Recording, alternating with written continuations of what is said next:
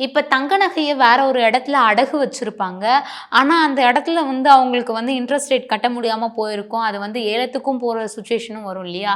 அப்படி இருக்கிற பட்சத்துல நீங்க அந்த தங்க நகைய வாங்கிப்பீங்களா?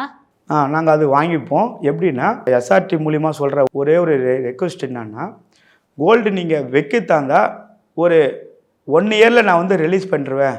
இல்ல நான் ஒரு 8 மாசத்துல அத நானு வச்ச நகைய நான் மூட்டுருவேன்னா விக்கலாம்.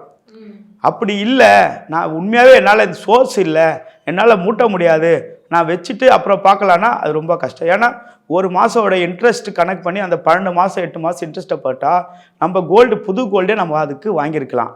இப்போ எங்களுக்கு வர கஸ்டமர் எப்படின்னா, எங்களுக்கு இப்போ பில்லை நாங்கள் வாட்ஸ்அப் பண்ண சொல்லுவோம். ஸ்ட்ரெயிட்டாக வர கஸ்டமர் ஸ்ட்ரெயிட்டாக வர சொல்லுவோம். அந்த பில்லு வந்தோடனே நாங்கள் என்ன பண்ணுவோம், ஒரு எஸ்டிமேட் கொடுப்போம். அவங்க கஸ்டமர்கிட்ட கேட்போம், 916 சாதாவான்னு கேட்போம். அதுக்கேற்ற மாதிரி கால் கொஸ்டின் பண்ணி கஸ்டமருக்கு சொல்லுவோம்.